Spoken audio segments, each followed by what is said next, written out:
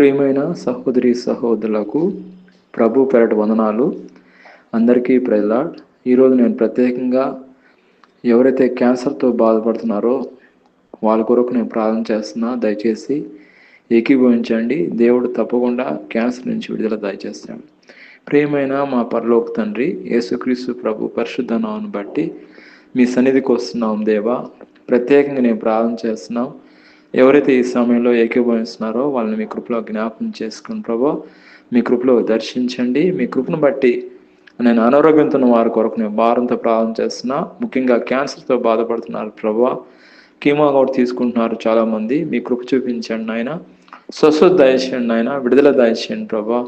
పరమ వైద్యుడు ఆ డాక్టర్ల కన్నా గొప్ప డాక్టర్ నాయన. మీ మాటలో శక్తి ఉంది ప్రభా, మీ మాటలో జీవం ఉంది నాయన. మీరు మాట చొప్పున సెలవిస్తే చాలు తండ్రి, క్యాన్సర్ నుంచి దూరం చేయండి ప్రభా. మీ వాక్కు శక్తిని పంపించి ముట్టండి. సిలువ కార్యాన్ని బట్టి స్వస్థత దయచేయండి, సిలువ కార్యాన్ని బట్టి విడుదల దయచేయండి ప్రభా. ప్రభా, మీకు అసాధ్యం అంటే ఏదైనా ఉందా? ఏది లేదు నాయన, ఏది లేదయ్యా. నేను నమ్ముతున్నాను నాయన, గొప్ప కార్యం చేయండి. 2 పేతురు 2:23 మీరు పొందిన దెబ్బల ద్వారా స్వస్థత నొంది తీరి అన్నారు ప్రభా. ఎవరైతే క్యాన్సర్తో బాధపడుతున్నారో నజరేయుడైన యేసుక్రీస్తు నామమును బట్టి స్వస్థత, విడుదల పరిపూర్ణమైన అనుగ్రహించండి ఆయన. అదేవిధంగా ఇంకెవరైనా అనారోగ్యంతో ఉంటే వాళ్ళకు కూడా స్వస్థత, ఏ వ్యాధి ఉన్నా ఏ రోగం ఉన్నా తీసివేయండి. మీ కృపలో భద్రపరచండి ఆయన. ఎవరైతే ఏకీభవిస్తున్నారో ప్రతి ఒక్కరిని పేరు వంతును ఆశ్రయించమని ప్రభువైన యేసుక్రీస్తు నామములో ప్రార్థన చేస్తున్నాం తండ్రి. ఆమేన్.